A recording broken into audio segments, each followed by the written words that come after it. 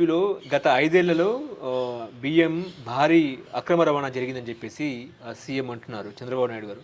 అందుకే deputy CM Kakinada పోర్ట్‌ను సందర్శించడం జరిగింది. సో, భారీగా నిజంగా అక్రమ రవాణా జరిగిందంటారా బియ్యము గత 5 ఏళ్లలో? మరి ఎక్కడ జరిగిందో, ఎప్పుడు జరిగిందో ఎవరికీ తెలీదు. అది పూర్తి ఆధారాలతో సహా చెప్తే దానికి అర్థం ఉంటుంది. తిరుపతి లడ్డు గనక జంతు కొవ్వు కలిసి నెయ్యి వాడారు లడ్డు తయారీలో అని అన్నట్లుగానే ఇక్కడ కూడా ఈ రేషన్ బియ్యాన్ని ఎగ్గొట్టడానికో లేకపోతే రేషన్ బియ్యంలో నగదు పథకంగా మార్చడానికో అంటే బియ్యం ఇవ్వకుండా క్యాష్ ఇచ్చేసి అంటే కిలో రూపాయి 2 రూపాయలు పడుతుంది కదా ప్రస్తుతం గవర్నమెంట్ లెక్క వాళ్ళకి ఇచ్చేది.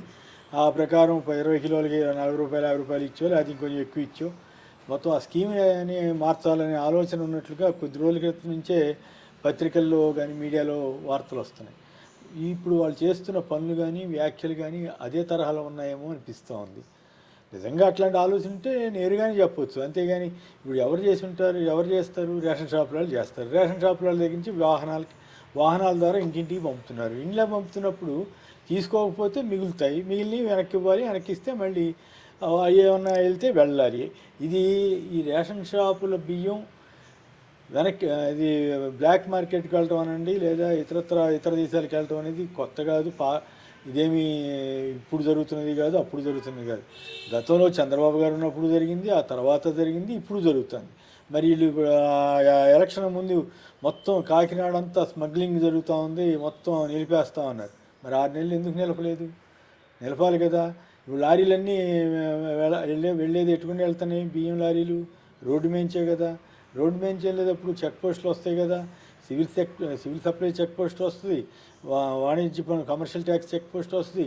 వాటన్నీ దాటుకుని వెళ్తున్నారంటే ఏమిటి దాని అర్థం? సో ప్రభుత్వం ఫెయిల్ అయిందని ఒప్పుకున్నట్ల.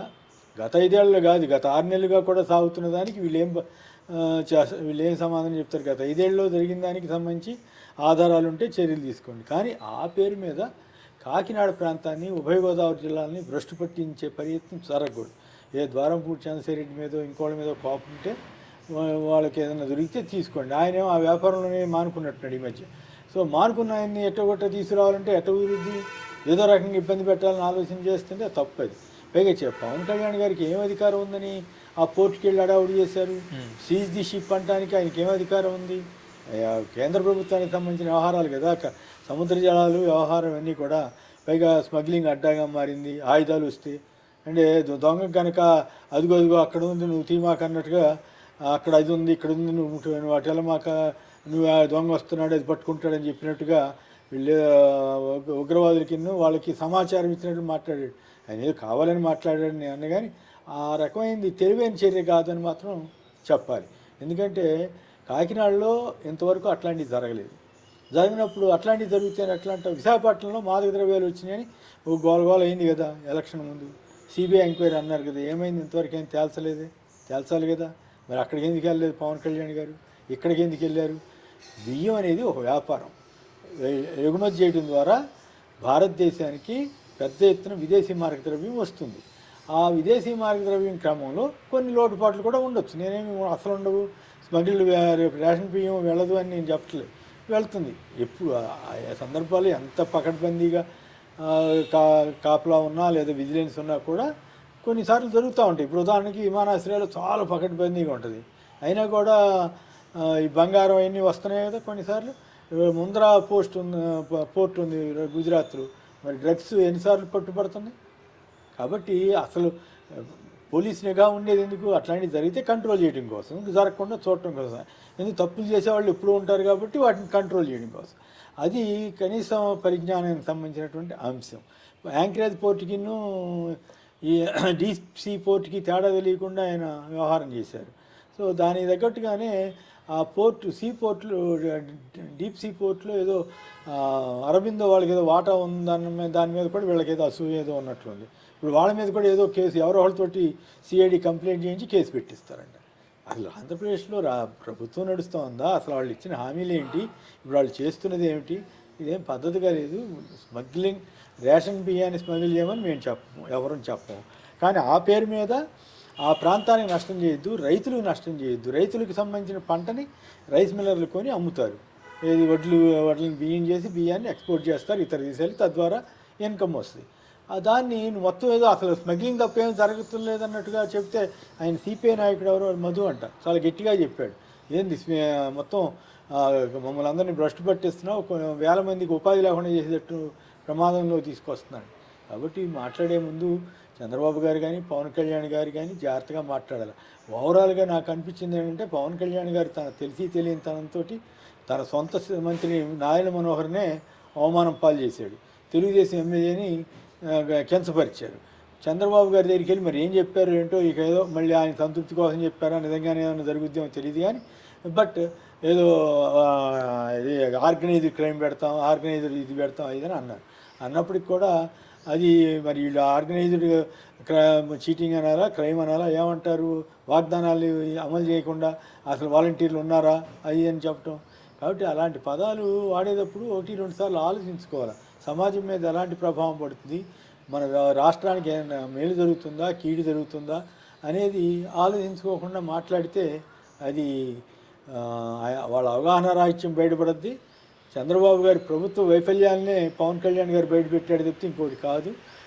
పైగా ఇటువంటి కంట్రోల్ చేయమంటాం తప్పులేదు, కానీ ఓవర్ యాక్షన్ చేయటం దానివల్ల ఆయనకి నష్టం, రాష్ట్రానికి నష్టం అని చెప్పాలి. అంటే 42,000 అక్రమ బియ్యాన్ని మంత్రి బియ్యంకుడు తరలిస్తున్నారంటే ఏం చెప్తారు సార్?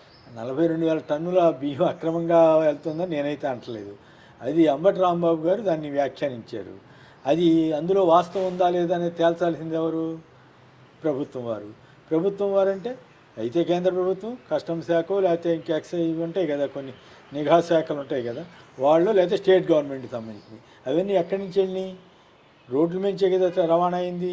రోడ్డు మీద ఆ స్థాయిలో రవాణా అయిందంటే చంద్రబాబు గారి ప్రభుత్వం వైఫల్యం చెందినట్లే కదా. ఇప్పుడు ఎవరి మీదో పెట్టి నువ్వు మాట్లాడితే కుదరదు కదా. ఆఫీసర్లా మాట్లాడట్లేదంటే నీ ప్రభుత్వం అట్లా ఉందని, లేదంటే నువ్వు వస్తున్నావు మీకేం తెలిసి తెలియక మాట్లాడతారు, ఈ గోల్ మాకెందుకని వాళ్ళు తప్పు ఆ ఎస్పీ ఏమైనా పని ఉండిల్లాడో లేకపోతే ఈ తలనొప్పి ఎందుకు లేని వెళ్ళిపోయాడో తెలియదు. అట్లాగే ఆ పక్కన ఆఫీసర్ నుండి కూడా వాళ్ళు మమ్మల్ని ఎక్కనివ్వలేదంటే అది దానికి సంబంధించి రూల్స్ ఉంటాయి, దానికి ఒక పద్ధతి ఉంటుంది, ప్రోటోకాల్ ఉంటుంది. ఆ ప్రకారం వెళ్ళాలి. ఎక్కడ పడితే అక్కడికి వెళ్ళి చీఫ్ మినిస్టర్ అయినా ఇంకోళ్ళు ఎవరైనా వెళ్తే నీ అసలు డిపార్ట్మెంటే కాదు, పక్కన మంత్రిది, మంత్రితో పాటు నువ్వు ఉప ముఖ్యమంత్రి అయినంత మాత్రాన ఇచ్చేస్తావా? అది ఒక యాంగిల్ అయితే, ఈ 42,000 టన్నుల్లో ఉంది లేదనేది మనం ఎట్లా నిర్ధారణ చేస్తాం? అంబటి రాంబాబు గారు తెలివిగా ఏం చేశారంటే ఒక ఆరోపణ చేశాడు. ఎస్, మీరు అదేంటి స్టెల్లా దాంట్లో పట్టుకున్నారు కదా 640 టన్నులు, అవుట్ ఆఫ్ 40,000 టన్స్ ఆఫ్ బియ్యంలో 640, అది పర్సంటేజ్ రీత్యా చూస్తే చాలా తక్కువే, కానీ ఆ క్వాంటిటీ చూస్తే ఎక్కువే. అంత ఆ మాత్రం 640 టన్నులు వెళ్ళటం కూడా మంచిది కాదు. We don't support that. అయితే మరి అదే తరహాలో మరి కేశవ్ గారు ఏం కుడిదని చెప్తున్నారు ఆ వెజలు.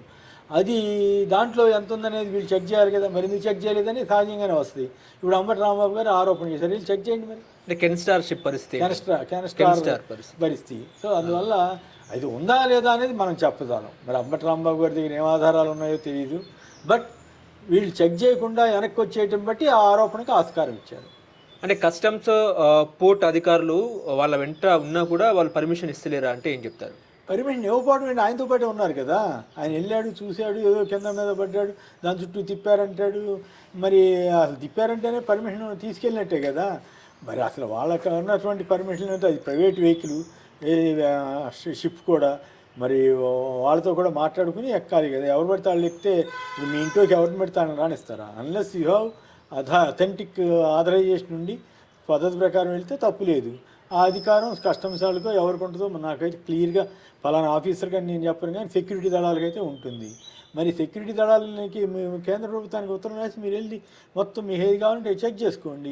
అధికారం మీకు కనుక ఉంటే. అది వాళ్ళ మాట వింటలేదంటే వాళ్ళ చేతకాంతనం అవుతుంది. ఎందుకు వినకుండా ఎందుకు ఉంటారు? ఇదంతా తలనొప్పి క్రియేట్ చేస్తున్నాడని ఏమన్నా వాళ్ళు కొంచెం డాట్ చేశారా, లేకపోతే ఇంకేదన్నా ప్రాబ్లమా? అసలు ఈయన అంత సహకరించినా ఈయన ఇంకేదో ఆశించి ఏదో వాళ్ళ మీద వైసీపీ వాళ్ళ మీద ఎవరి మీద మేము అది చేసాం వాళ్ళు ఇట్లా చేస్తున్నారని చెప్పలేదనే కోపంతో ఏమన్నా మాట్లాడా? ఏం తెలీదు దానికి. ఈయన సినిమా నటుడు కదా, అన్నిట్లోనూ సినిమాటిక్గా చేస్తామంటే ఎట్లా కుదురుద్ది? నిజ జీవితంలో వాస్తవం ఏంటి, దానికి పద్ధతులు ఉంటాయి, ఆ పద్ధతుల ప్రకారం వెళ్ళండి, పట్టుకోండి, లేదు కేంద్రానికి ఉత్తరం రాయండి, చేయండి.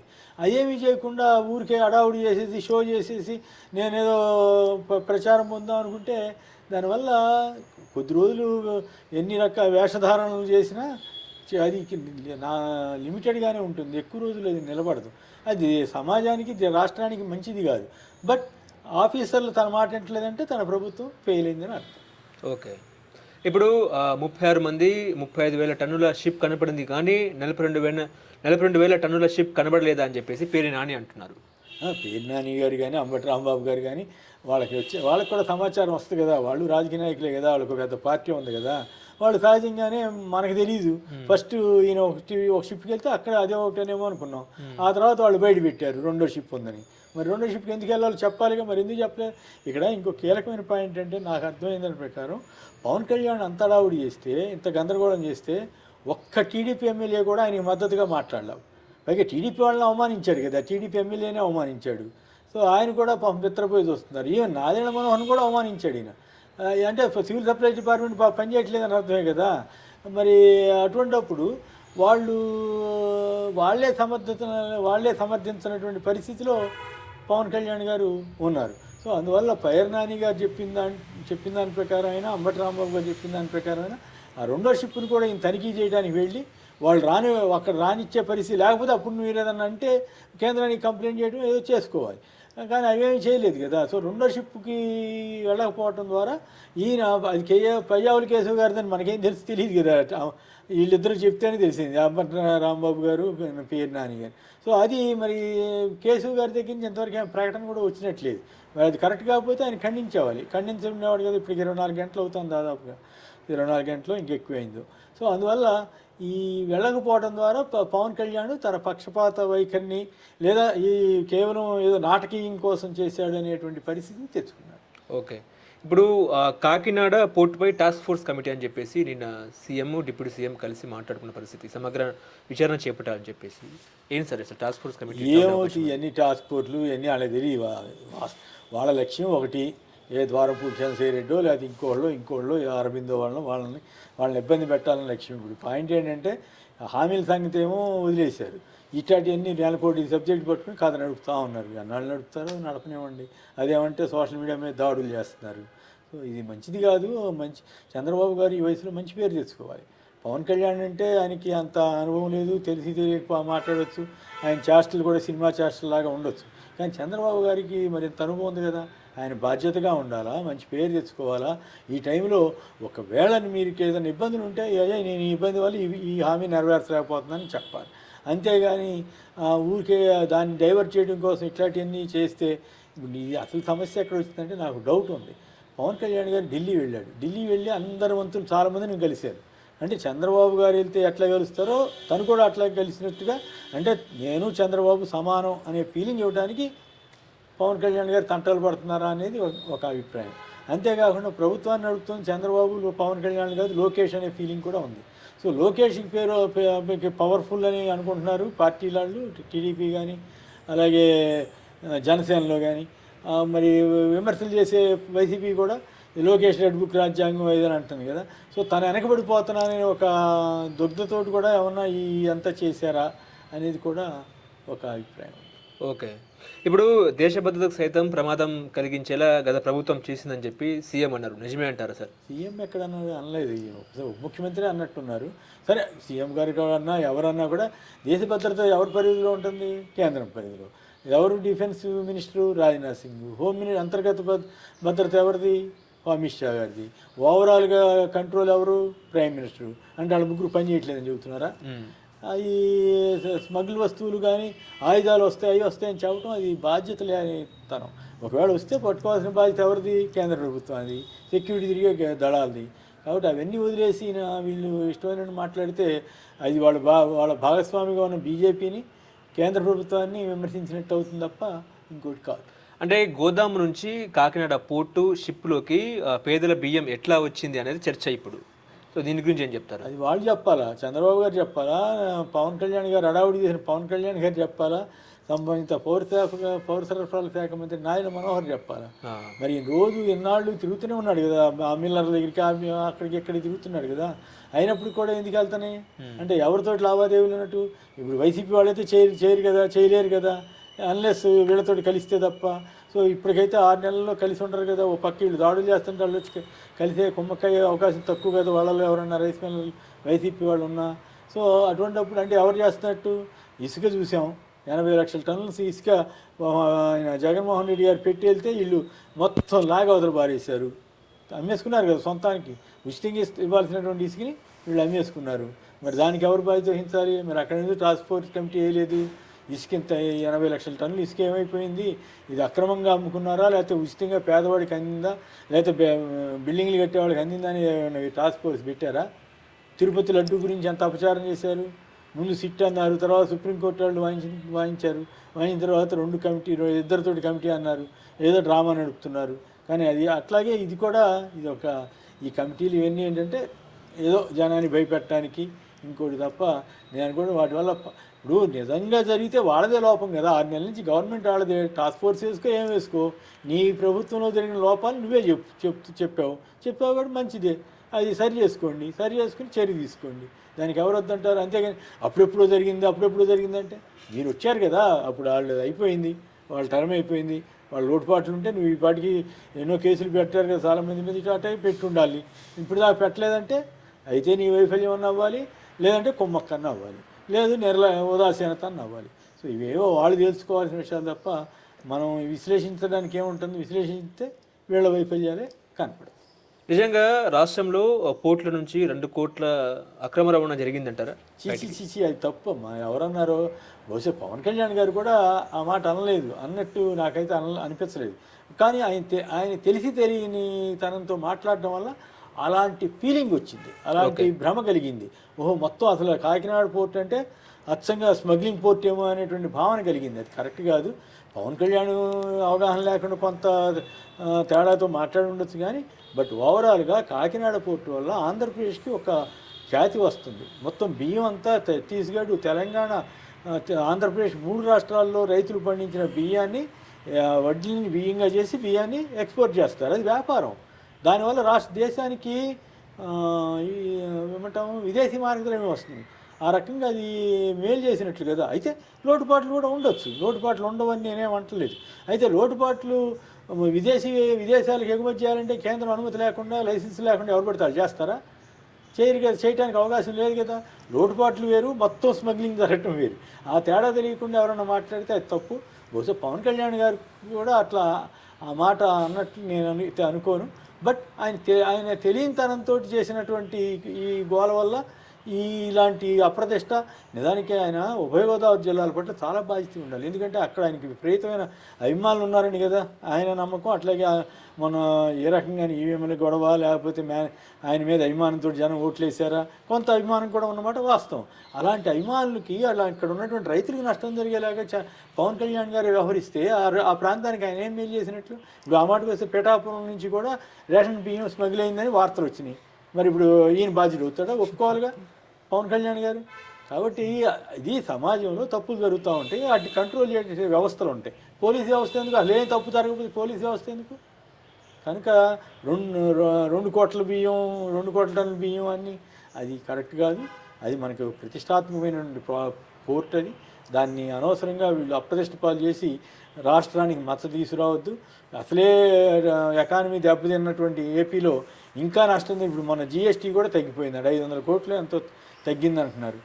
మరి అదంతా కూడా మన ఆర్థిక వ్యవస్థ దెబ్బతిన్నట్టే కదా వీళ్ళు వచ్చిన తర్వాత.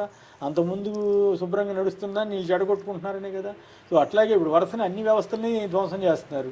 చివరికి పోర్టులను ఆల్రెడీ గవర్నమెంట్ పరంగా కడుతున్న పోర్టులను ప్రైవేట్ పరం చేస్తున్నారు. ఉన్న పోర్టులను కూడా దెబ్బ తీసుకున్నారనుకోండి, అది ఫైనల్గా వాళ్ళకే నష్టం. ఓకే, ఇప్పుడు దీని వెనుక ఏదైనా మాఫియా ఉందంటారా? మాఫియాలు పాడు లేదండి. మాఫియాలు అనేవి అన్నిట్లోనూ ఉంటాయి. పెద్ద మాఫియానా చిన్న మాఫియా అని ఆ పార్టీ ఈ పార్టీ అనేవి మనం అనకూడదు.